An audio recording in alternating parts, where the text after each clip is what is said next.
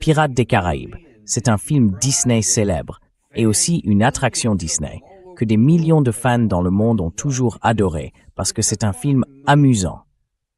Mais que se passe-t-il quand la réalité essaie d'imiter le film et que des gens disent maintenant « Hey, c'était peut-être une excellente idée. Essayons vraiment la piraterie dans les guerres actuelles auxquelles nous sommes confrontés et voyons si ça peut marcher. » Puisque ça a toujours si bien permis de gagner des guerres dans le passé. Ou du moins, c'est ce qu'on pourrait croire. Et nous allons nous pencher tout particulièrement là-dessus, à la fois dans la guerre entre la Russie et l'Ukraine et dans la guerre avec l'Iran, parce que cela apparaît dans les deux cas.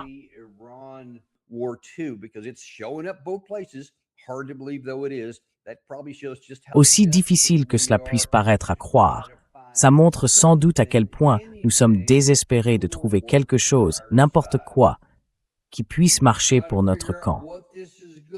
Et pour essayer de comprendre ce que cela va faire à cette guerre et comment cela pourrait affecter l'un ou l'autre de nos adversaires dans ces conflits, nous retrouvons aujourd'hui Scott Ritter.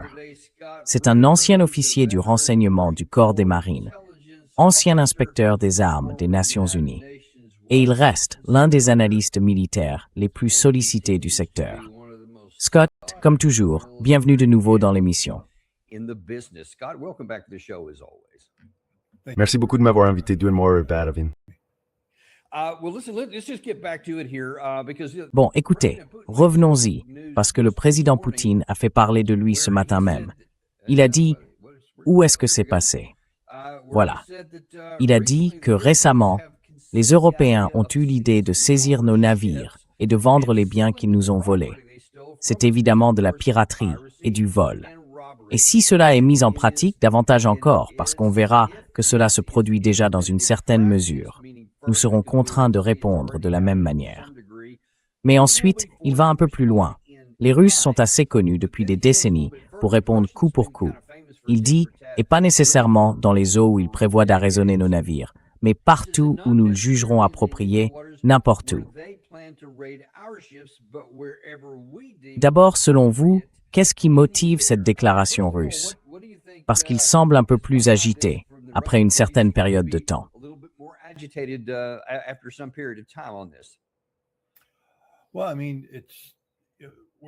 Eh bien, ce que nous voyons, c'est un cycle d'escalade de la part de l'Occident concernant la Russie et l'Ukraine. Et jusqu'à présent, la réponse de la Russie a été très mesurée et très pragmatique. La Russie ne cherche pas à étendre le conflit, mais à le contenir. Mais quand on la pousse, la Russie riposte. Je vais vous donner un exemple. La guerre des drones de 40 jours que Zelensky a ordonnée en juin. Elle a ouvert toute une nouvelle série de cibles à l'intérieur de la Russie, notamment l'entrepôt du détaillant en ligne Wildberries. Et la Russie a réagi de la même manière. Désormais, littéralement, toutes les grandes installations de stockage en Ukraine sont menacées et l'ensemble des capacités ukrainiennes de stockage et de distribution va être détruit.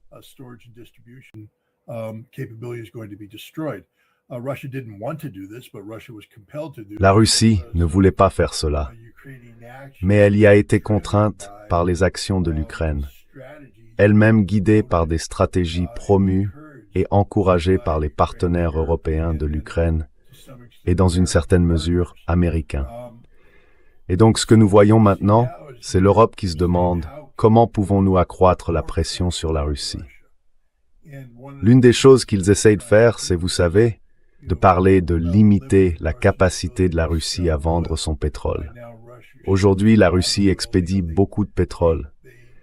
Vous savez, elle utilisait des compagnies d'assurance de Lloyd's of London et on a refusé à la Russie l'accès aux circuits traditionnels pour assurer ses navires et les navires qui les soutiennent. Alors la Russie a mis en place sa propre assurance pour ses propres acteurs. Et puis elle s'est tournée vers ce qu'ils appellent la flotte fantôme.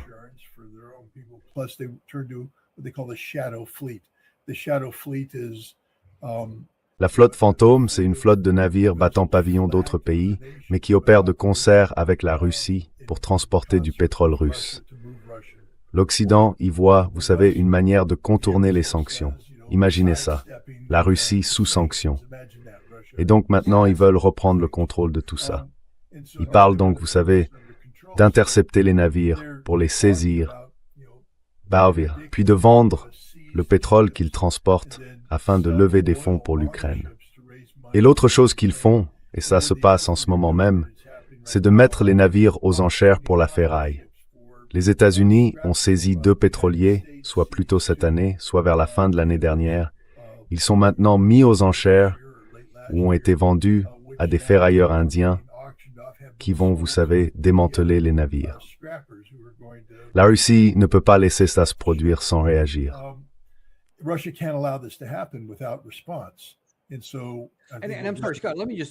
Et donc, pardon, Scott, laissez-moi vous poser une question là-dessus. Enfin, nous ne sommes pas en guerre avec la Russie. L'Europe n'est pas en guerre avec la Russie. En tout cas, pas au sens juridique, mais pas comme l'est l'Ukraine. Quel est le mécanisme juridique qui leur permet littéralement de voler des navires comme ça? Pas de les intercepter, pas de les empêcher d'aller quelque part, mais de les saisir, d'en vendre le contenu, puis de vendre aussi les navires. Quel précédent juridique existe pour cela?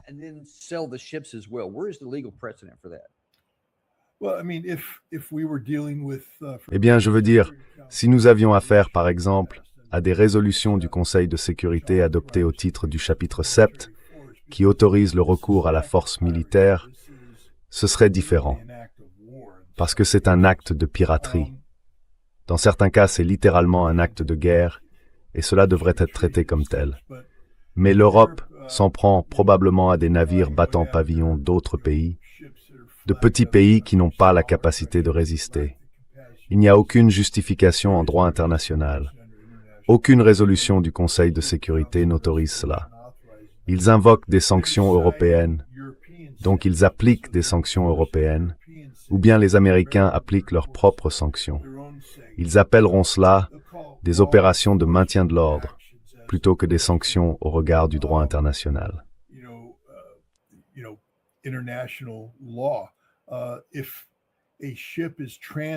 Si un navire transite dans les eaux territoriales d'un pays européen, ce pays peut affirmer qu'il enfreint les lois européennes et chercher à les faire appliquer. C'est un contournement qui n'a pas été pleinement clarifié en droit international. Je pense que la réponse, c'est que ça s'appelle de la piraterie. Mais c'est le contournement envisagé ici. L'idée, c'est que si vous arraisonnez quelques navires, si vous saisissez le navire, si vous saisissez la cargaison, et que la Russie ne fait rien, alors la flotte fantôme disparaîtra. Parce que la flotte fantôme dira, eh bien, nous n'allons pas mettre nos navires en danger pour transporter une cargaison qui est interceptée de cette manière.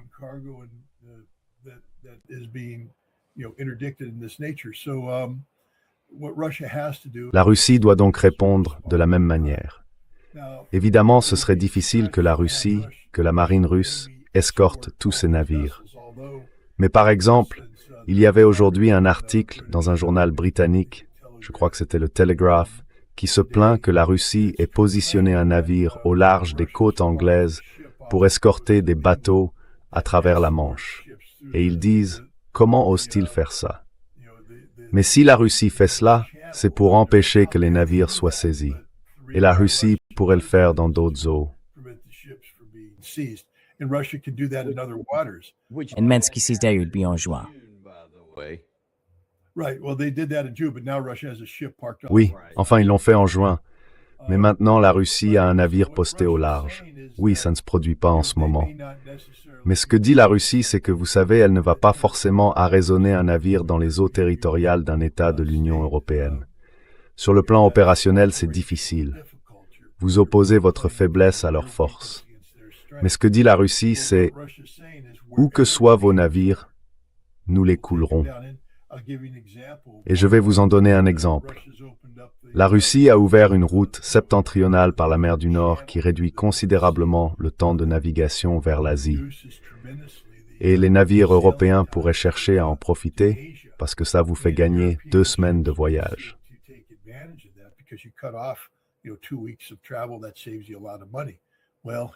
Ça vous fait économiser beaucoup d'argent.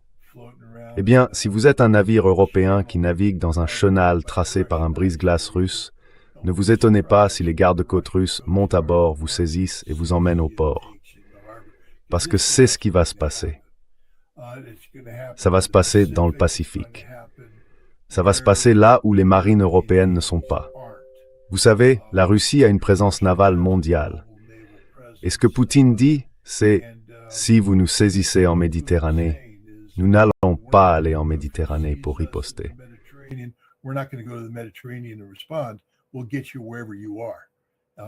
Nous vous trouverons où que vous soyez. Et cela vise à dire à l'Europe que vous paierez le prix de ce que vous faites.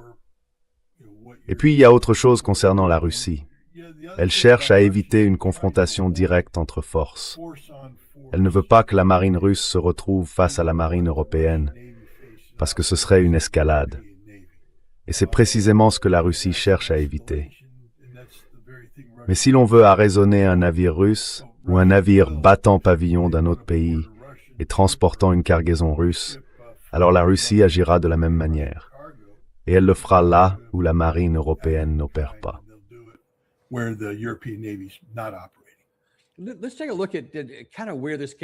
Voyons un peu d'où ça vient.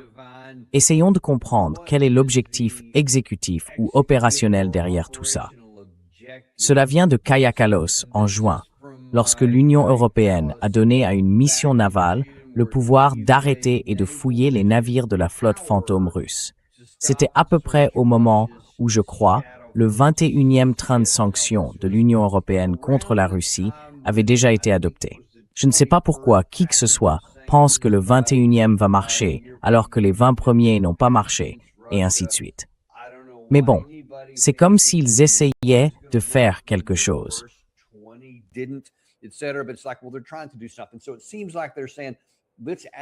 On dirait donc qu'ils se disent « ajoutons un nouvel élément » pour voir si cela peut réellement causer des dommages économiques. Compte tenu du nombre de flottes russes, et selon le Kyiv, je crois que c'était le Kyiv Independent, hier encore, il y aurait environ 1400 de ces navires. Donc, il semble qu'il faudrait en intercepter beaucoup. Et je ne sais même pas dans quelle mesure tout cela appartient réellement à la Russie, à proprement parler. Vous avez dit que c'était simplement une activité commerciale en mer. Mais est-ce que cela va être efficace? Est-ce que les Européens peuvent faire quelque chose qui, contrairement aux 21 trains de sanctions, pourrait réellement causer des dommages importants à l'économie russe?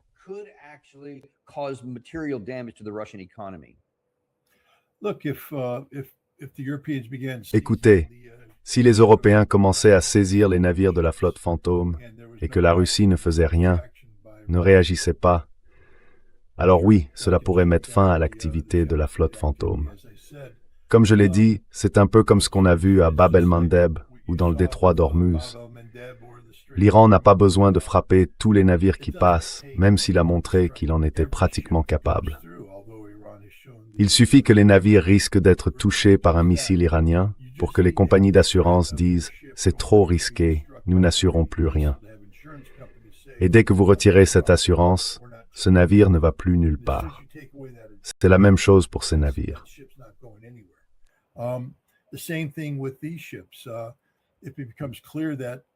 S'il devient évident pour un armateur qu'il risque de perdre non seulement son actif, le navire, mais aussi sa cargaison, et de se retrouver, vous savez, en faillite, il ne saisira pas cette opportunité commerciale. Parce que faire faillite, ce n'est pas une bonne affaire. C'est donc ça le but, c'est l'objectif. Mais ce qu'il refuse de reconnaître, c'est que la Russie est une grande puissance militaire avec une capacité d'action mondiale. Plus que la France, plus que n'importe quel pays européen. Et pourtant, les Européens font circuler leur flotte civile, leur cargaison européenne, partout dans le monde. Ils sont très vulnérables. Donc ce que dit la Russie, c'est en réalité vous êtes plus vulnérables que nous. Et si vous voulez jouer à ce jeu-là, on vous mettra à l'arrêt.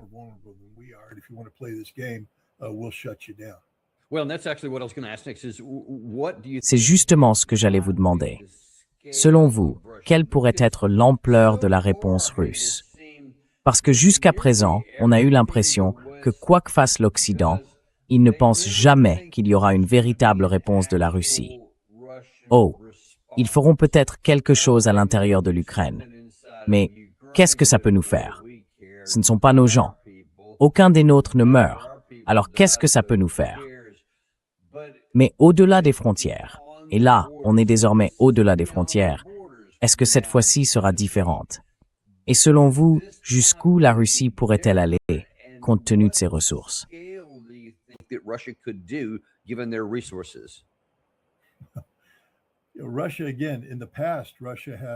La Russie, encore une fois, par le passé, vous savez, a toujours fait preuve de beaucoup de mesures dans sa réponse, même lorsqu'il s'agissait de réciprocité. C'est littéralement une réponse du tac au tac. Mais ce qui se passe aujourd'hui, ce qu'on voit en Ukraine, c'est qu'ils ont frappé les entrepôts de l'usine Wildberries, et la Russie a détruit tous les entrepôts en Ukraine. La Russie ne plaisante plus du tout. Donc selon moi, ce que Poutine dit, c'est « Vous coulez notre navire, nous coulerons tous les vôtres. Vous voulez jouer aux pirates? On peut dire « Ohé matelot » en russe, mieux que vous ne pouvez le dire en français. Et je pense que c'est le signal que la Russie envoie. Nous avons une portée mondiale.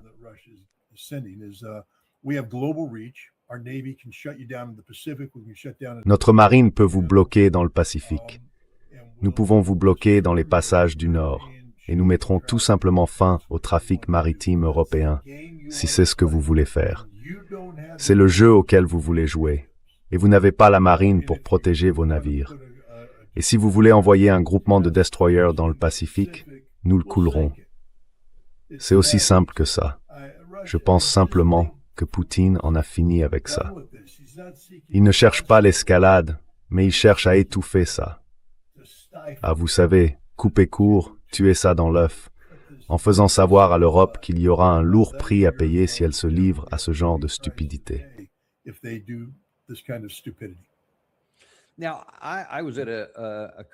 Or, récemment, j'étais à une conférence et je discutais à part avec un certain Européen. Il m'a dit qu'il avait récemment parlé à un responsable allemand qui lui-même avait parlé à, je crois que c'était Ursula von der Leyen. Et ce responsable allemand avait simplement exposé la réalité. Cette conversation aurait eu lieu il y a environ un mois. Il disait, écoutez, nous n'avons tout simplement pas les moyens, dans quelques catégories que vous vouliez regarder, de gagner une guerre contre la Russie. Nous ne le pouvons pas. Avec tous les effectifs dont dispose l'Ukraine, toutes les ressources dont nous disposons, et notre base industrielle, vous venez de montrer un graphique, ce n'est tout simplement pas possible. Tout ce que nous pouvons faire, c'est continuer à dépenser du matériel, puis perdre. Et il a dit qu'Ursula von der Leyen avait simplement répondu « Je vois votre graphique, j'entends ce que vous dites, je n'y crois tout simplement pas. »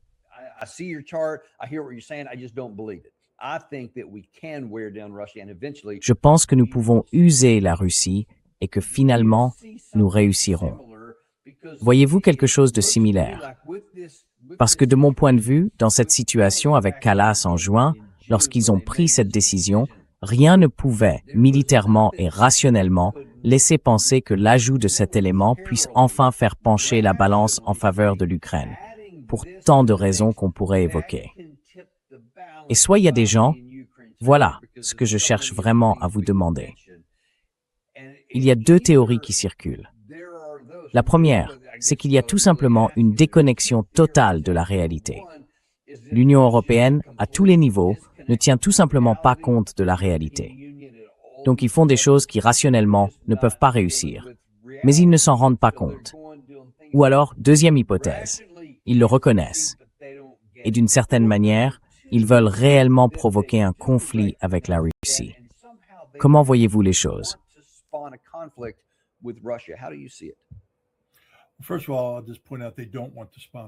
Tout d'abord, je vais simplement souligner qu'ils ne veulent pas déclencher un conflit avec la Russie parce qu'ils perdraient ce conflit à coup sûr. Écoutez, il n'y a pas un seul professionnel militaire qui, disons un professionnel militaire non corrompu, parce qu'on a des gens comme Ben Hodges qui sera payé pour dire à la télévision tout ce qu'on voudra qu'il dise. Petraeus fera la même chose, vous voyez de qui je parle. Cette galerie de généraux qui ont vendu leur âme pour l'argent des médias d'entreprise. Et ils répéteront toutes les absurdités qui circulent, alors même qu'ils savent parfaitement que ce sont des mensonges absolus. Mais personne ne peut expliquer, de manière réaliste, quelle combinaison de réalités militaires, économiques et politiques permettrait à l'OTAN, à l'Europe, de faire jeu égal avec la Russie dans une guerre et de l'emporter.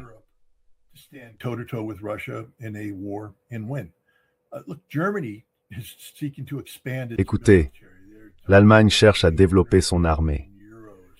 Ils parlent, vous savez, de 800 milliards d'euros pour développer leurs forces militaires. Pour y parvenir, ils doivent porter leurs forces actives à un peu moins de 200 000 hommes, puis recruter 200 000 réservistes supplémentaires. Donc au total, ils auraient environ 400 000 et quelques personnes. Ils ont envoyé des lettres à 300 000 Allemands en âge d'être mobilisés, en leur disant « Rejoignez la nouvelle armée allemande, rejoignez le Quatrième Reich ». Ils n'ont pas employé l'expression « Quatrième Reich », mais c'est bien ce que c'est. Ils ont reçu 253 réponses. C'est tout. Ce n'est même pas un bataillon. Ils ne sont donc même pas capables de recruter un bataillon parmi la population allemande. Les Allemands ne veulent tout simplement pas jouer à ce jeu. Le peuple allemand ne veut pas jouer à ce jeu. Lutweiser Jace, Lenskuyar Turspiegelfing.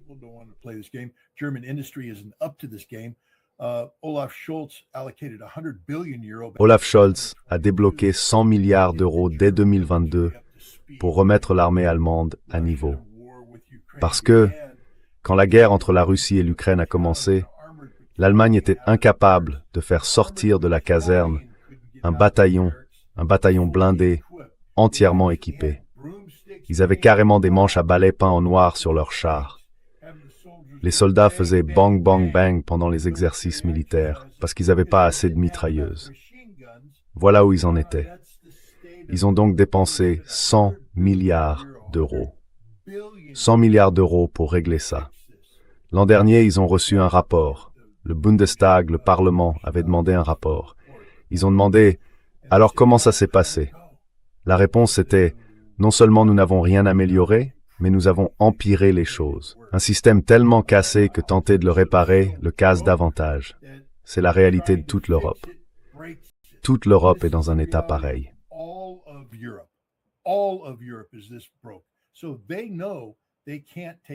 Ils savent donc qu'ils ne peuvent pas affronter la Russie militairement. Ils le savent avec une certitude absolue. Ils le savent. Et l'autre chose qu'ils sont en train d'apprendre, c'est que les États-Unis ne seront pas là non plus.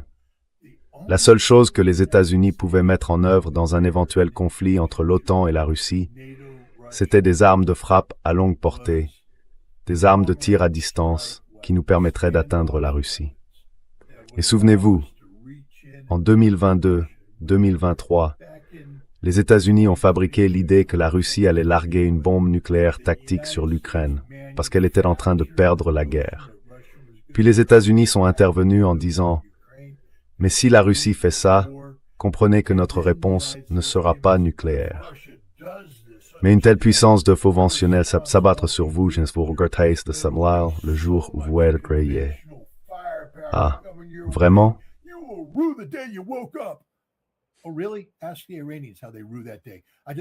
Demandez aux Iraniens à quel point ils regrettent ce jour-là. Je veux juste rappeler au monde une chose. L'Iran nous a mis une raclée. Sans détour, ils nous ont mis une raclée. Ils ont gagné cette guerre. Et si vous ne le croyez pas, continuez donc à fumer de la drogue et à vivre dans un environnement saturé de LSD. Parce que n'importe quel militaire professionnel sait comment on perd une guerre et à quoi ressemble une défaite. Nous avons perdu cette guerre. Nous n'avons aucune capacité d'imposer notre volonté militairement dans la région. C'est ça, se faire botter les fesses. Et maintenant, nous n'avons plus d'armes de frappe à longue portée pour menacer qui que ce soit. L'Europe sait donc qu'elle ne peut pas battre les Russes militairement. Elle ne cherche donc pas la guerre. Je vous garantis sans détour que tous les autres discours, c'est du baratin. En parlant d'un potentiel conflit, ce qu'ils essaient de faire, c'est d'inquiéter les Russes à l'idée d'une guerre.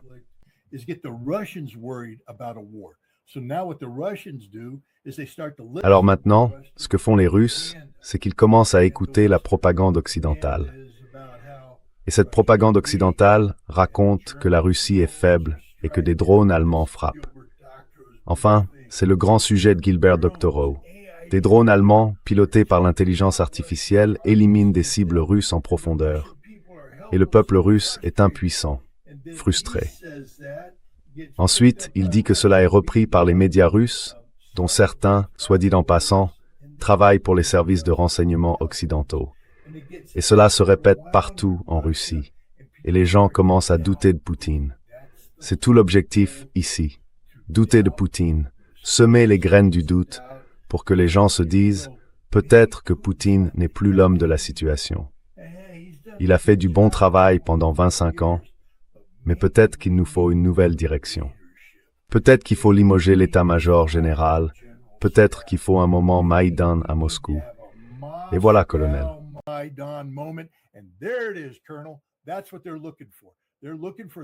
C'est ce qu'ils cherchent. Ils cherchent à ce que le peuple russe se soulève et chasse Vladimir Poutine du pouvoir. La date clé maintenant, c'est le 20 septembre. C'est ce que tout le monde en Europe attend. C'est la date des élections à la Douma d'État. Et leur rêve le plus passionné, le plus fou, c'est que Russie unie, le grand parti qui soutient fermement Poutine, ce n'est pas le parti de Poutine. Poutine n'a pas de parti. Il faut que les gens le comprennent. Mais Russie unie soutient Poutine. Ils veulent que Russie unie perde sa majorité au Parlement et que suffisamment de partis entrent pour former une coalition capable de commencer à s'opposer à Poutine. Ensuite, vous avez la dissidence interne.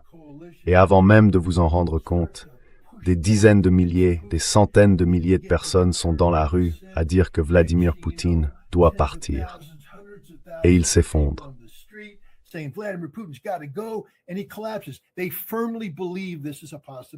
Ils croient fermement que c'est une possibilité.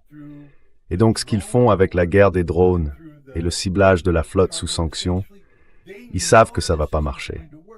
Ils savent que ça ne marchera pas sur le long terme. Ils jouent à court terme, ils jouent à un jeu. Ça s'appelle la guerre mentale. Andrei Ilnitsky. Renseignez-vous. Andrei Ilnitsky, ancien conseiller principal, lieutenant-général, conseiller de Sergei Shoigu, l'ancien ministre de la Défense. En 2021, il a commencé à exposer le concept de guerre mentale. La guerre mentale, c'est essentiellement utiliser les réseaux sociaux, les films, ce genre de choses, pour semer des graines de doute au sein de la société qui ensuite s'enveniment, pourrissent et provoquent l'effondrement de la société de l'intérieur.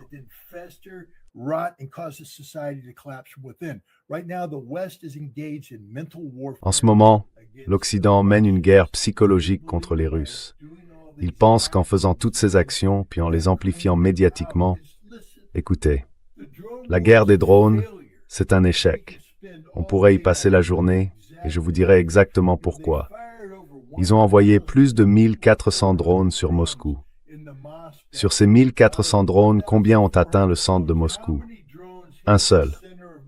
Ce n'est pas un taux de réussite, mesdames et messieurs. Quand les drones coûtent entre 55 000 et 70 000 $ pièce, ce n'est pas un taux de réussite. Je veux dire, un seul drone a réussi à passer. Et pourtant, selon l'Occident, ils écrasent tout. La Russie est détruite. Moscou est en train de tomber. Non, ce n'est pas le cas.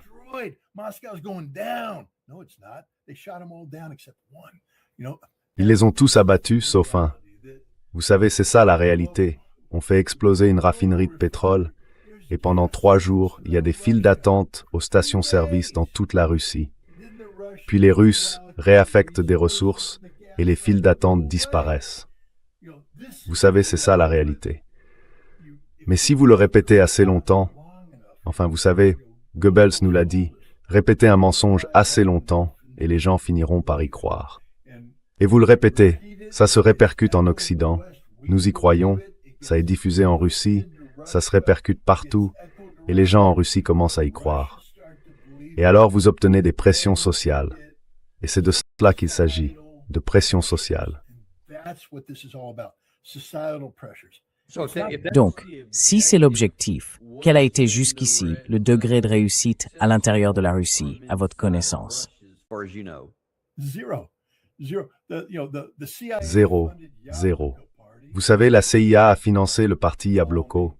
Les gens vérifiez par vous-même. Navalny, un agent de la CIA, tous ceux qui sont impliqués. Kasparov, un agent du MI6 qu'ils ont essayé de créer en 2004-2005 pour reproduire la révolution orange à Kiev. Le parti Yabloko n'a jamais vraiment réussi à s'imposer.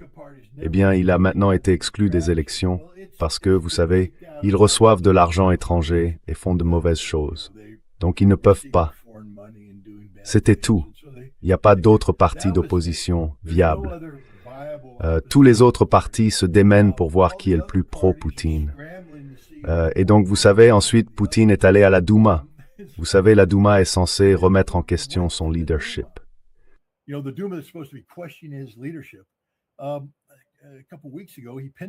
Il y a quelques semaines, il a épinglé une médaille, il a organisé une cérémonie de remise de prix, et il a épinglé une médaille sur la poitrine d'un type.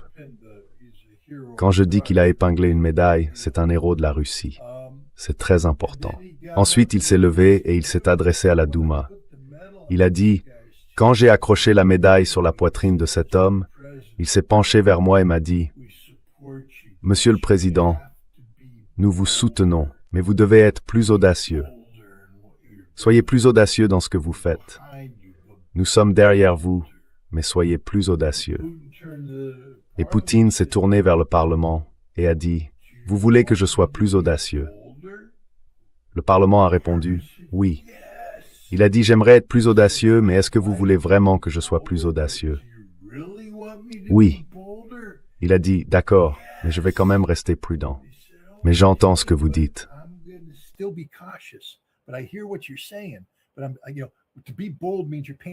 Être audacieux, ça veut dire payer un lourd prix. Et je dois m'assurer qu'on ne demande pas aux soldats de payer un prix trop lourd. Il a le soutien total de la Douma. Il a le soutien total du peuple russe. Vous allez le voir. En ce moment, certains sondages montrent que sa cote de popularité est tombée à 64% ou 76%. Waouh, si bas. Si bas. Enfin, il est fini. De l'histoire ancienne, vous êtes à 64% en Russie, vous êtes dehors. Mais je peux vous promettre ceci. Enfin, je ne peux pas le promettre, mais je parierai là-dessus. Autour du 20 septembre, sa cote de popularité sera au-dessus de 80%, et Russie unie ne va pas seulement se maintenir, mais se renforcer. Et les autres partis présents vont tous s'aligner sur Poutine.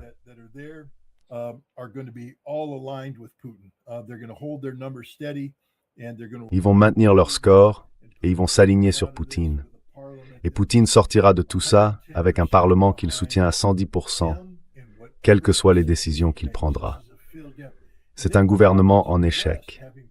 Et ensuite, qu'est-ce qui se passe à l'Ouest après avoir tout misé sur ce moment Moscou-Maïdan? Quand il ne se concrétisera pas, vous allez voir un effondrement rapide. Ça va dégonfler le ballon.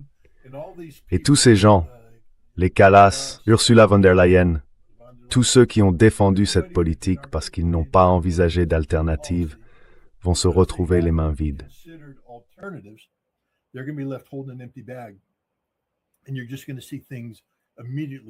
Vous allez tout simplement voir les choses s'effondrer immédiatement pour l'Europe, franchement, pour l'Ukraine et pour tous ceux aux États-Unis qui ont poussé dans ce sens.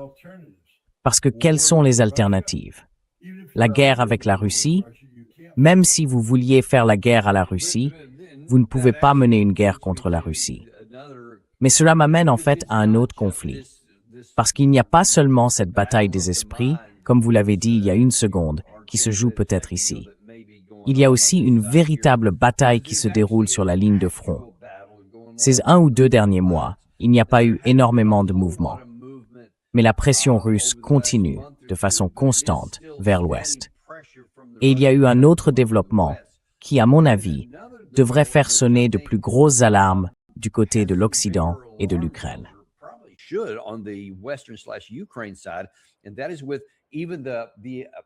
Et cela, même avec la présence de missiles intercepteurs. La semaine dernière à Kiev, il y a eu 2 salves où littéralement aucun missile n'a été abattu, parce qu'aucun intercepteur n'a même été lancé pour tenter de les intercepter. Tout arrivait en vol, et tout ce qui était tiré était aussi touché. Les médias ukrainiens ont relayé cette information. Écoutez bien, la Russie pourrait lancer jusqu'à 200 missiles balistiques lors d'une seule attaque à venir. car selon eux, les capacités de production russes continuent d'augmenter, tandis que celles du camp occidental continuent de diminuer, pour plusieurs raisons. Sean Bell sur Sky News a proposé cette analyse intéressante de la situation.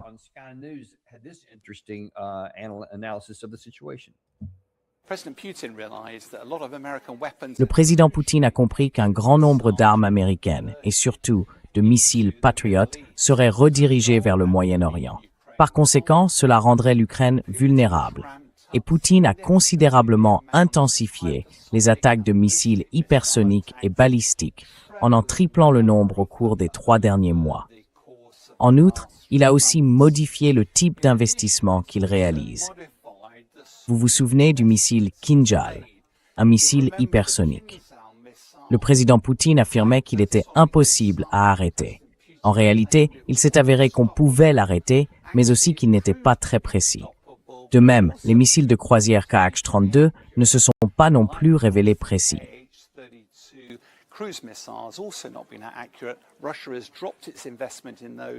La Russie a réduit ses investissements dans ce domaine pour augmenter ses dépenses dans des missiles balistiques plus efficaces et plus précis. Bien sûr, sur la ligne de front, cette guerre d'usure éprouvante s'est poursuivie.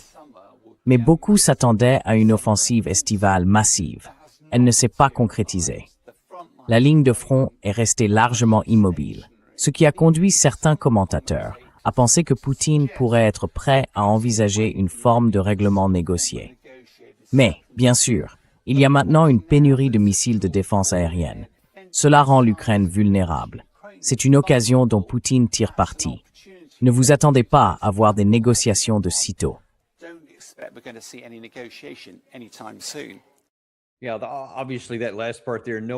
Oui, évidemment, sur ce dernier point, personne ne pense vraiment que la Russie va accepter un règlement négocié parce que quelques drones réussissent à passer. Mais il faut s'attaquer au problème plus large. Si l'Ukraine a perdu toute capacité de défense aérienne dans sa capitale, et d'ailleurs, j'ai parlé à quelqu'un qui a accès aux dirigeants du gouvernement ukrainien. Il m'a dit, écoutez, aussi grave que ce soit, c'est encore pire sur le front.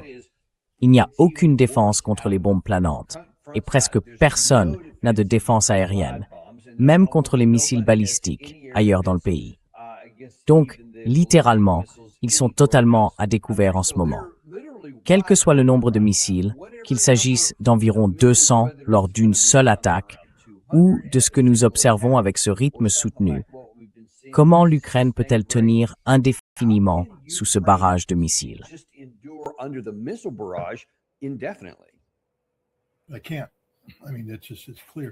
Ils ne le peuvent pas. Enfin, c'est clair. Il n'y a pas que ce qui se passe à l'arrière et c'est dévastateur pour les Ukrainiens sur le plan économique. L'hiver arrive, référence à Game of Thrones. L'hiver arrive, et les Ukrainiens ont autant de raisons de le craindre que les personnages de Game of Thrones. Ils n'auront probablement plus les moyens de se chauffer, ni même d'avoir accès à de l'eau potable. Ils n'auront plus de centres de distribution alimentaire.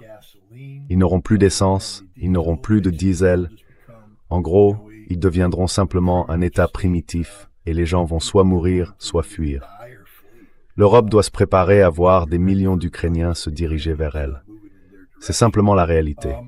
Sur la ligne de front, vous avez raison.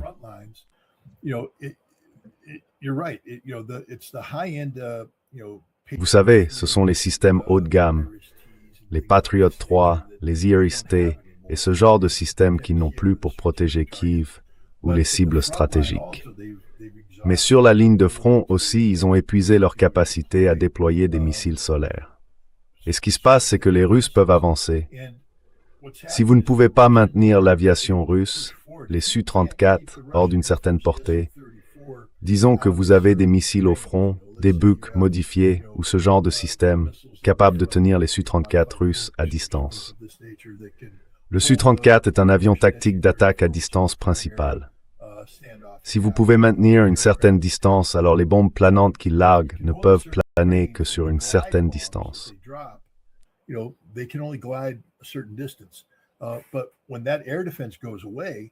Mais quand cette défense aérienne disparaît, Les Su-34 peuvent s'approcher davantage et les bombes planantes frappent plus loin à l'intérieur du territoire.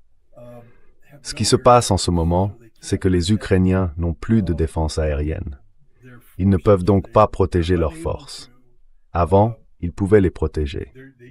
Ils disposaient d'un parapluie de défense aérienne sous lequel les postes de commandement des drones pouvaient envoyer des drones en grand nombre pour ralentir les Russes, les repousser, les tenir à distance.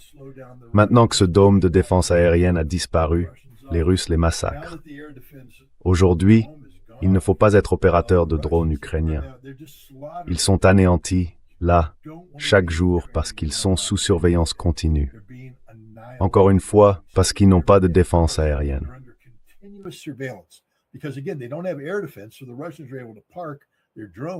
Les Russes peuvent donc stationner leurs drones au-dessus de la ligne de front, avec une surveillance qui se recoupe. Vous voyez? Et si vous vous curez le nez en tant qu'opérateur de drone, les Russes font « je t'ai eu, boum !» et vous mourrez. C'est pas juste un désagrément. Vous mourrez quand une bombe guidée de 500 livres ou de 500 kilos vous tombe dessus. Vous êtes mort. Et quand 3 d'entre elles vous tombent dessus, parce que les Russes ont le luxe de... Ils détestent les opérateurs de drones à ce point-là. Ils en larguent 2, 3 et ils les tuent. Ensuite, les drones ne volent plus. Et maintenant, les soldats russes avancent de manière plus agressive. Je pense que vous devez vérifier vos sources si vous pensez que les Russes n'avancent pas agressivement. Ce n'est pas une ligne de front statique.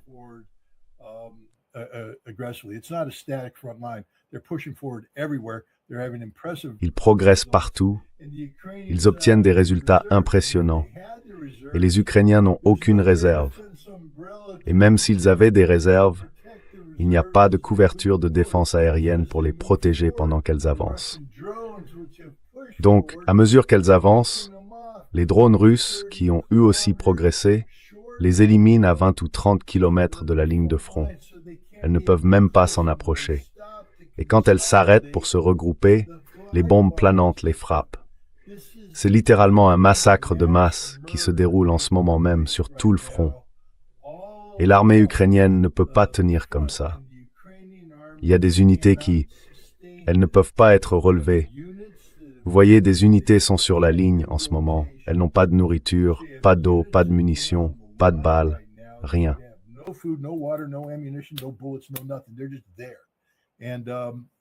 Ils sont simplement là. Et maintenant, les Russes avancent.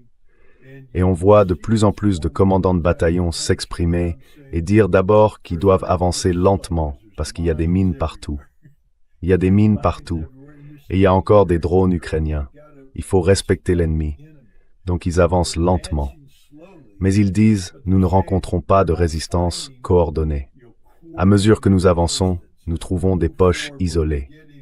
2 ou 3 soldats ukrainiens ici, 2 ou 3 soldats ukrainiens là. La plupart ne se rendent pas compte que tous les autres se sont repliés. Et quand nous leur disons « vous êtes seuls », ils ont tendance à sortir. Et s'ils ne sortent pas, nous les tuons, puis nous continuons d'avancer. Enfin, c'est la réalité.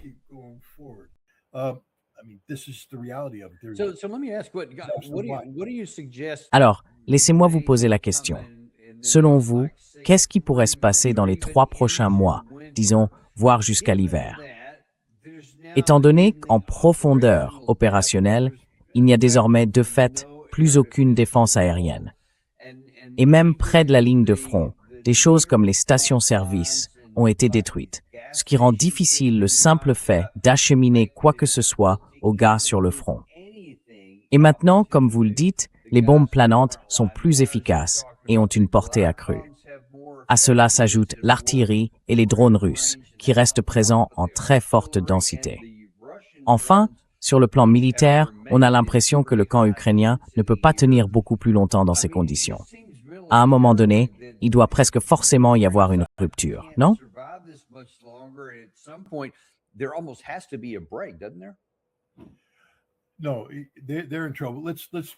Non, ils sont en difficulté. Mais soyons clairs, l'Ukraine dispose encore de réserves importantes. Vous savez, il y a la ligne de front, puis les unités territoriales et d'autres unités. L'Ukraine a encore des unités très capables déployées face à la Biélorussie. Il y a tout un ensemble d'unités capables qui couvrent Kiev au nord. Elles sont là, entièrement équipées de matériel moderne, et ainsi de suite. Et à mesure que le front commencera à s'effondrer, vous verrez ces unités être retirées et utilisées pour combler les brèches. Il reste donc encore de quoi se battre dans l'armée ukrainienne. Mais cela ne peut pas durer éternellement.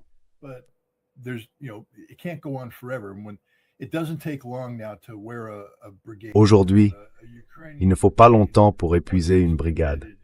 Une brigade ukrainienne, une fois engagée, a environ 5 jours d'efficacité au combat.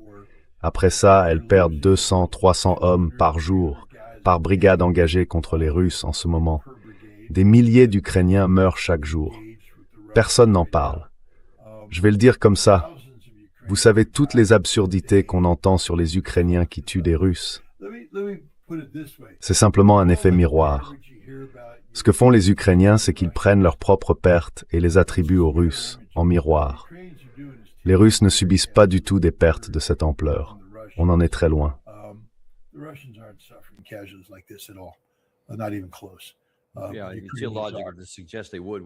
Oui, c'est illogique de laisser entendre qu'ils le pourraient, vu le déséquilibre de puissance de feu. Il est impossible que le déséquilibre des pertes soit dans l'autre sens. C'est tout simplement physiquement impossible. Mais selon vous, quelle est la stratégie russe? Si vous deviez prendre un peu de recul, à 30 000 pieds, compte tenu de tout ce dont nous avons parlé ici et de ce qui pourrait arriver bientôt, et je ne sais même pas s'ils ont dit quoi que ce soit à ce sujet. Quelle est votre impression? À quel horizon arrive-t-on au point où, avec ou sans réserve, on ne peut tout simplement plus soutenir un déséquilibre aussi spectaculaire en matière de puissance de feu, d'effectifs et de capacités industrielles, tout en tenant indéfiniment la ligne de front? Quelle est la stratégie russe, ici, pour mettre fin à la guerre?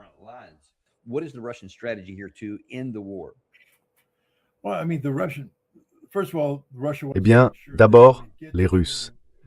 La Russie veut s'assurer que le moment venu de négocier, elle contrôle l'intégralité du territoire russe. Cela signifie tout le Donbass. Ils ont déjà tout Louhansk, mais ils vont faire pression de manière très agressive pour placer Donetsk sous leur contrôle. Il reste encore la dernière ceinture urbaine fortifiée, je crois, à Sloviansk et Kramatorsk, les 2 dernières villes. Mais les troupes russes sont déjà dans les faubourgs de Kramatorsk et les Ukrainiens battent en retraite. Ils n'ont plus rien avec quoi se battre. Ils battent en retraite.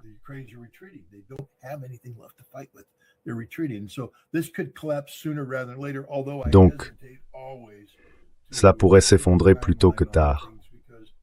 Même si j'hésite toujours à donner un calendrier, parce qu'on ne sait jamais vraiment, si les Ukrainiens décident de commettre un suicide collectif en y envoyant massivement des troupes pour ralentir le rythme de l'avancée russe, alors vous savez, les Russes mettent sur pause, puis les Russes tuent tous les Ukrainiens et ensuite ils avancent de nouveau. Donc pour le calendrier, je dirais plus tôt que tard. Je pense que les Russes veulent prendre l'ensemble du Donbass avant la fin de la saison des offensives d'automne. Parce que sinon on entre dans l'hiver, les choses ralentissent, vous savez, l'ennemi peut davantage se retrancher et le printemps devient encore plus difficile. Donc militairement, je pense qu'ils veulent le Donbass. Ils regardent aussi du côté de Zaporizhia. Ils progressent bien à Zaporizhia. Je ne sais pas s'ils vont obtenir les percées qu'ils recherchent.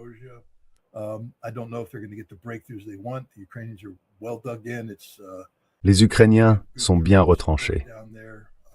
Ils disposent d'un bon soutien par drone dans cette zone parce qu'ils peuvent faire opérer des drones depuis la région d'Odessa. Ces drones arrivent donc sur place et ça complique les choses. Mais les Russes progressent aussi bien dans cette direction. Mais la clé pour la Russie, c'est que je ne pense pas qu'elle se dise « nous allons gagner ça sur le champ de bataille ». Elle gagne sur le champ de bataille, mais pour l'instant, il semble que la Russie se soit fixée comme objectif stratégique de vider complètement l'Ukraine de sa substance économique, afin qu'il devienne impossible d'y vivre. En détruisant son économie et en ne laissant à l'Ukraine aucune chance de victoire sur la ligne de front, on crée un déficit de soutien politique pour le gouvernement. On voit déjà que le soutien à Zelensky s'effondre. Je pense donc que les Russes cherchent l'effondrement politique de l'Ukraine.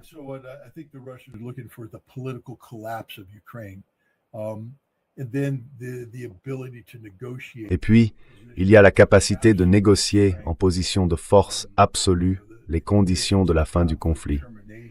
Si elle ne donne pas d'emblée à la Russie le contrôle politique total de l'Ukraine, cela crée les conditions pour que la Russie fasse entrer les moyens et les ressources qu'elle développe depuis 4 ans. Qui pourrait alors défier la Russie? Une élite politique ukrainienne affaiblie, et à terme, la Russie prendrait le contrôle.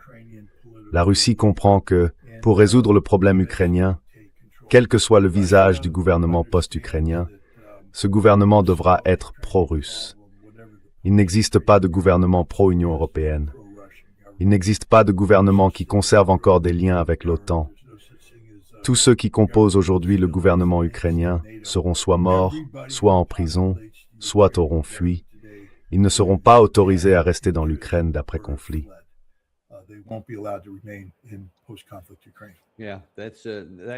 Oui, c'est logique du point de vue russe, mais c'est aussi un objectif assez difficile à atteindre.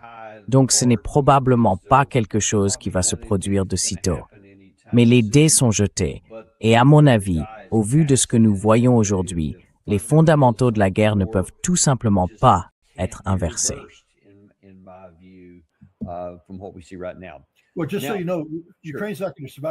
Eh bien, juste pour que vous le sachiez, l'Ukraine ne va pas survivre à l'hiver.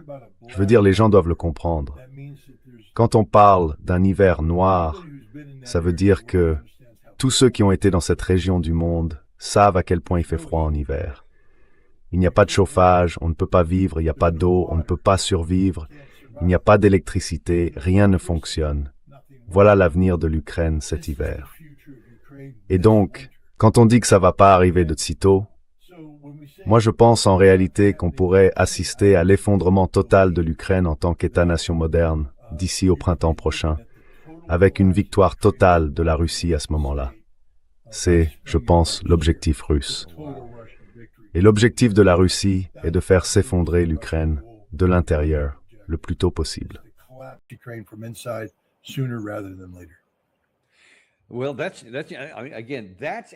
Eh bien, là encore, c'est en fait plausible. On peut imaginer un scénario où si les choses tournent dans le bon sens, cela pourrait réellement se produire, parce que la Russie a les ressources et que l'Ukraine n'a pas les moyens de s'en défendre, et ainsi de suite. Cette même dynamique n'existe pas dans la guerre entre les États-Unis, Israël et l'Iran. Et je veux y consacrer un peu de temps avant de vous laisser partir, parce que il y a des parallèles très intéressants dans les objectifs, dans ce qu'on essaie d'accomplir. Mais avant toute chose, ils sont totalement déconnectés de la réalité sur le terrain.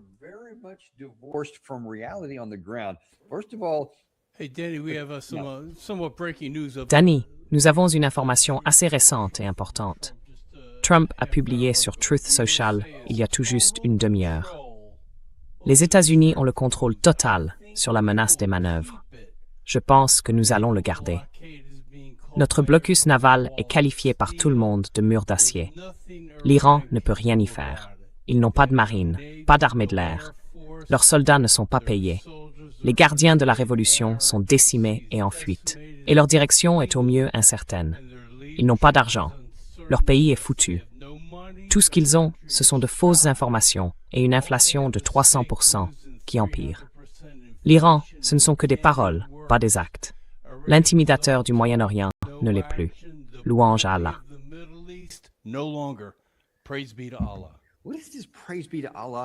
C'est quoi ce truc de louange à Allah? Franchement, rien que ça. C'est bizarre. Je ne sais pas. Je ne sais pas de quoi il parle là. Mais c'est évident. Bon, laissez-moi vous montrer quelque chose que j'allais vous montrer de toute façon. Ajoutez ça à ceci. Voilà ce que le président Trump a dit hier soir. Et dites-moi, est-ce que ce type a toutes ses facultés?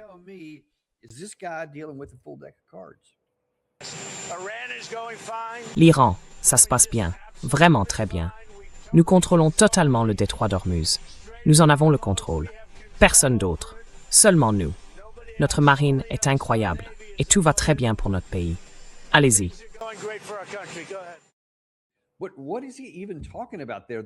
Mais de quoi parle-t-il au juste quand il dit que nous contrôlons tout? C'est évidemment faux. Sinon, la guerre serait pratiquement terminée, parce que le pétrole recommencerait à sortir. Bon, pour être juste, il y a du pétrole qui sort, pour diverses raisons. On va en parler dans un instant. Mais on reste très en dessous des niveaux d'avant-guerre, et très loin de ce dont nous avons besoin pour que l'économie mondiale retrouve une situation saine. Qu'en dites-vous?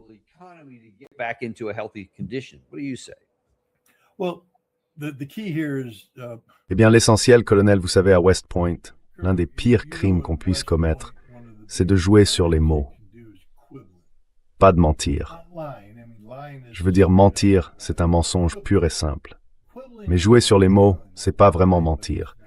Sauf que ce n'est pas dire la vérité. C'est dire quelque chose qui ressemble à la vérité, mais ce n'est pas toute la vérité. On joue sur les mots.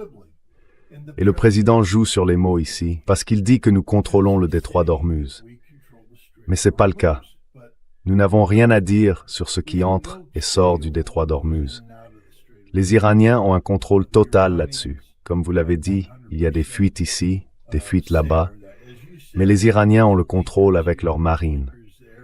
D'ailleurs, celle dont il dit qu'ils ne disposent pas, celle que les États-Unis ne peuvent pas vaincre.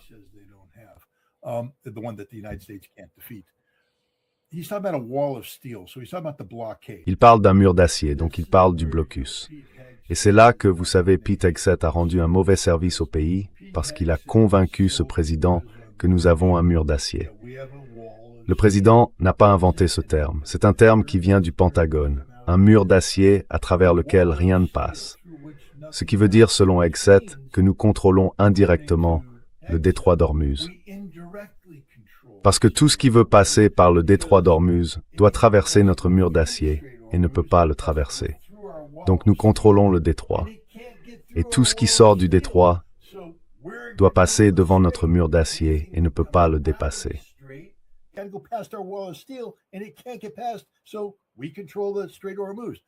Donc, nous contrôlons le détroit d'Ormuz. Les gens doivent comprendre ce qu'est un mur d'acier. Je veux dire, je ne sais pas combien de navires nous avons. 16, ce n'est pas un mur d'acier. Mesdames et messieurs, placez les navires sur une carte. Regardez la zone du Golfe, la péninsule arabique, ou le golfe de la mer d'Arabie, là où il se trouve, et vous verrez que nous n'avons pas assez de navires pour former un mur d'acier. Nous avons de petits avant-postes de métal rouillé, mais pas un mur d'acier. Et ce n'est pas tout. Plus nous nous rapprochons des côtes iraniennes, moins il y a de navires américains, parce que leurs missiles couleraient nos navires. Il y a donc un énorme vide. Un mur d'acier.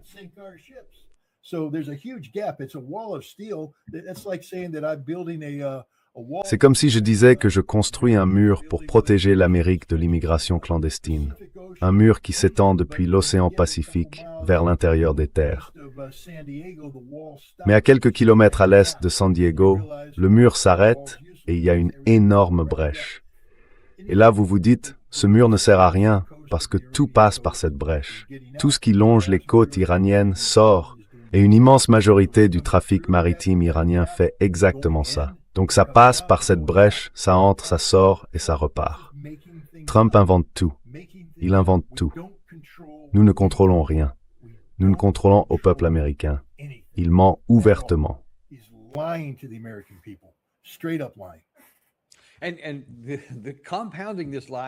Et ce qui vient s'ajouter à ce mensonge, c'est aussi des choses vraiment étranges.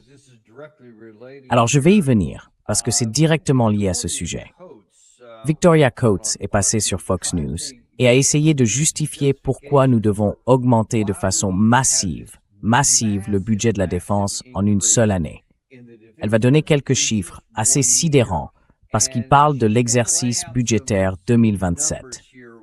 Et juste pour situer les choses, l'an dernier, nous avons fabriqué environ 600 missiles intercepteurs, des missiles intercepteurs PAC-3. C'est en hausse par rapport aux quelques 500 que nous produisions il y a 4 ans et demi, quand la guerre russe a commencé. Nous avons essayé d'augmenter la production. Nous sommes donc passés d'environ 500 à environ 600. Et maintenant, regardez l'objectif qu'il vise pour le prochain exercice budgétaire. watch what they're shooting for next fiscal year. De nouvelles demandes budgétaires des forces armées prévoient près de 14 000 nouveaux missiles et plus de 850 intercepteurs THAAD pour la seule année 2027. C'est une hausse majeure, alors que les États-Unis cherchent à reconstituer des stocks épuisés et à renforcer leur préparation militaire.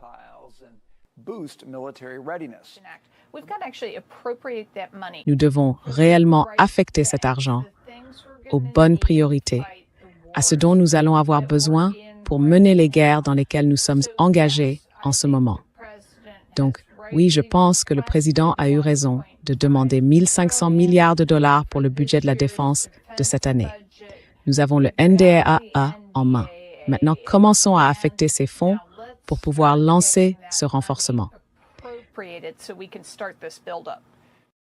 What is she even talking about? Mais de quoi parle-t-elle au juste? 14 000 missiles PAC-3, alors qu'on ne peut en fabriquer qu'environ 600. Bon, lui a dit pour la seule année fiscale 2027. Peut-être qu'il s'est complètement trompé. Peut-être que c'est ce qu'ils vont allouer et que ce sera réparti sur plusieurs années. Enfin, sur un très grand nombre d'années. Mais a-t-elle raison de dire que c'est là-dessus qu'il faut se concentrer? Davantage des mêmes missiles intercepteurs PAC-3 qui n'ont pas protégé nos bases au Moyen-Orient.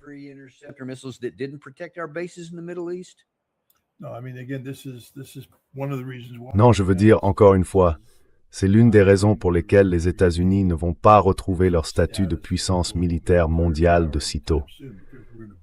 Parce qu'on va se ruiner encore davantage en achetant des armes qui ne fonctionnent pas. Vous savez, je pense qu'elle parle du financement des Patriots.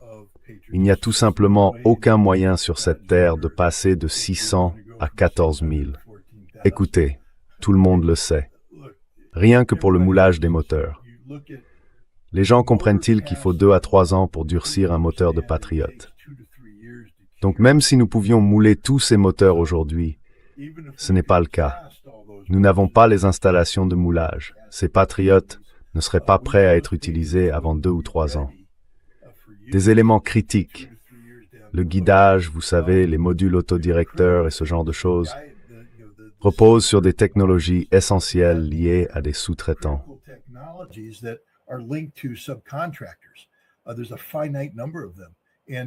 Leur nombre est limité. Et vous savez comment mettre en route des sous-traitants pour produire ces composants essentiels et alimenter cette chaîne. C'est impossible. Rien que les démarches administratives, même s'ils étaient tous prêts à se lancer, rien que les dossiers, les certifications et ce genre de choses, ça prend du temps. Alors ils peuvent déroger à certaines de ces exigences. Mais c'est toujours risqué parce qu'il y a la question du contrôle qualité. Or ça, nous ne pouvons tout simplement pas le produire. Nous ne pouvons pas augmenter les volumes comme ils en parlent sur une courte période. C'est un programme d'acquisition à long terme. Mais encore une fois, ils n'ont même pas encore alloué l'argent. Je veux dire, rappelez-vous, aucun prestataire ne commence à faire quoi que ce soit, colonel. Vous le savez. S'il n'y a pas de financement derrière ce qu'il fait.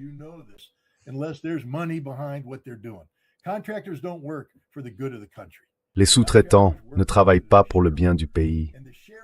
Ils travaillent pour le bien des actionnaires. Et les actionnaires, comme le conseil d'administration, ne vont pas les laisser dire « Allez-y, investissez dans une extension d'usine à plusieurs milliards de dollars, alors que vous n'avez pas de contrat signé à long terme, alors même que vous n'avez pas identifié d'où viendra votre chaîne d'approvisionnement.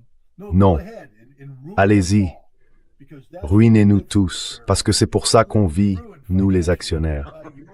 On vit pour être ruinés financièrement par votre mauvaise gestion. Non, c'est tout simplement pas comme ça que ça marche. Mais le point que vous avez soulevé, c'est que ces missiles ne fonctionnent pas. Le PAC-3 est correct, mais il ne peut pas abattre un Iskander de haut niveau. Il n'a pas la capacité d'interception. Vous savez, le taux d'interception. Il ne peut pas manœuvrer.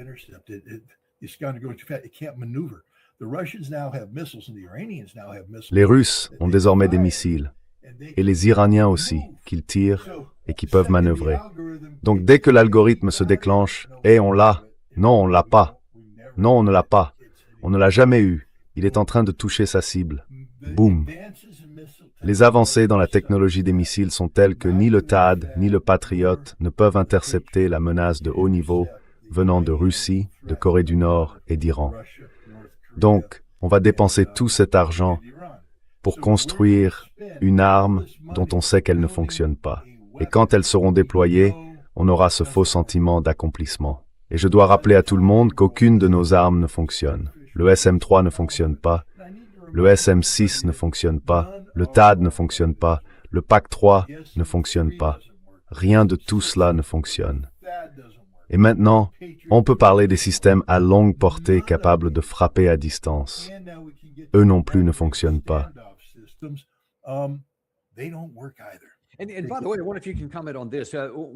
Et au fait, je me demande si vous pouvez commenter ceci.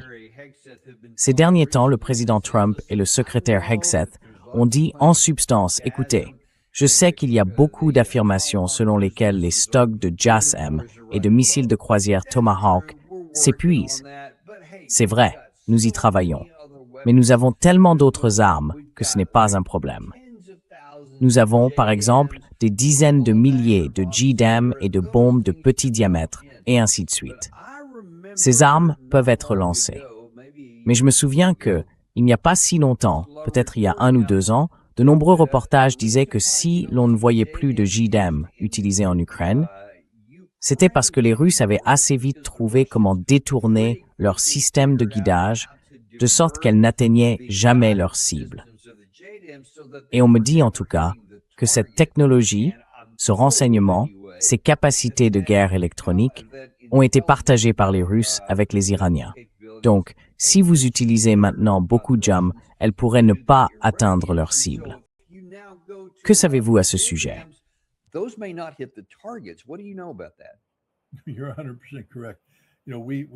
Vous avez raison à 100%. Vous savez, ça a commencé avec les HIMARS. Vous savez, nous avons fourni le système HIMARS.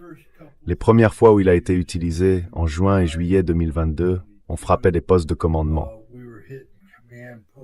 Enfin, ce truc, tout le monde disait, c'est la meilleure invention depuis le pain en tranches. Les Russes vont perdre la guerre maintenant.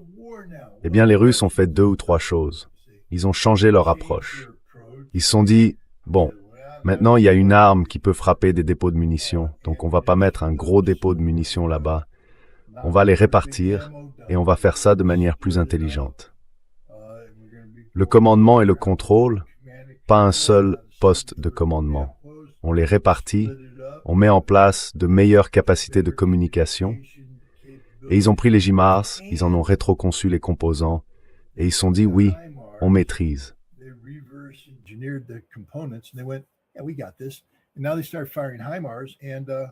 Et maintenant, ils commencent à tirer des HIMARS, et ça rate sa cible. C'est lié au GPS avec un système inertiel. Donc le GPS doit dire « vous êtes ici » et la cible est là. Ensuite, quand vous tirez, le système inertiel vous guide jusque-là, mais il reçoit continuellement des mises à jour GPS. Boum boum pour vérifier que vous êtes bien là, boum boum boum boum. Et les Russes ont en gros brouillé le GPS et les JIMARS ont commencé à rater leur cible. Et ensuite, tout a raté. Nous avons fait venir des JDAM, nous les avons larguées. Elles n'ont jamais été efficaces. Elles n'ont jamais fait ce qu'on voulait qu'elles fassent, parce qu'elles rataient. Les Russes ne rataient pas juste un peu, ils rataient de très loin. Les Russes brouillent à mort tous nos systèmes guidés par satellite. Les GMLRS, le truc à petit diamètre, rien ne fonctionne, rien du tout. Voilà pourquoi Starlink est devenu une chose aussi importante.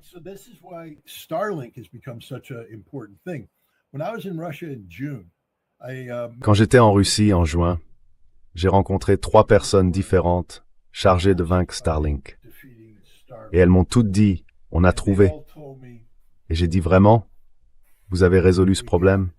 Elles ont répondu, oui, on a 3 options différentes. On a, vous savez, une première solution, on a la deuxième, et la troisième s'appelle le broyeur.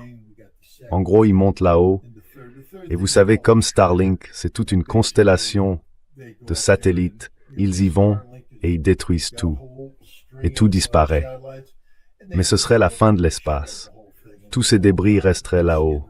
Et ils disent, on ne veut vraiment pas faire ça, mais si vous nous y forcez, on le fera. Mais il y a aussi l'autre solution. Le type me l'a montré, je ne devrais probablement pas trop en parler, mais ils peuvent tout simplement désactiver les terminaux Starlink.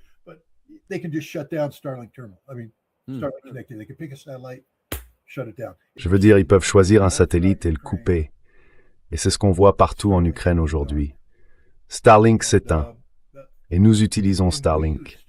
Nous aussi, nous utilisons Starlink. Le Lucas, cette stupide version américaine du drone iranien, est un engin guidé par Starlink. Ça ne marche pas parce que les Ukrainiens peuvent couper Starlink et le brouiller. Aucune de nos armes ne fonctionne.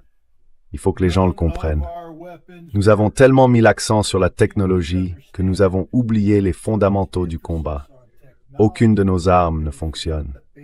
Maintenant, il faut revenir au concret, se rapprocher de l'ennemi et le détruire par la puissance de feu et la manœuvre.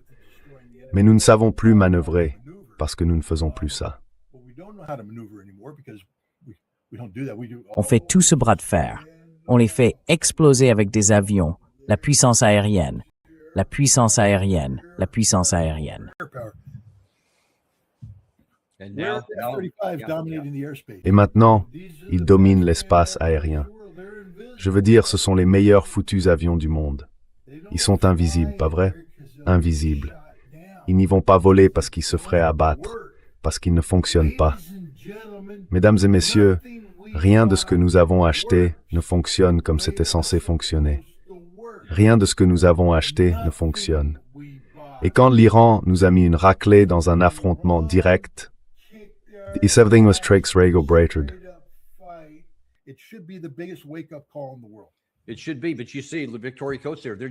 Ce devrait être le cas. Mais vous voyez ce culte de la victoire. Faisons simplement davantage de ce que nous faisions déjà, exactement les mêmes choses. Et ça, à mon avis, ça ne fait que construire les conditions de notre défaite stratégique un jour. Pas un embarras, mais une défaite pure et simple, parce que nous nous y préparons encore davantage. Bon, écoutez, je vous remercie vraiment d'être venu aujourd'hui. Je suis désolé, je vais devoir arrêter là. En fait, je dois être ailleurs dans un instant. Mais je vous suis toujours très reconnaissant de venir partager ici des informations qu'on ne trouve tout simplement nulle part ailleurs, ainsi qu'un point de vue qui vous est vraiment propre. Merci beaucoup d'être venu aujourd'hui.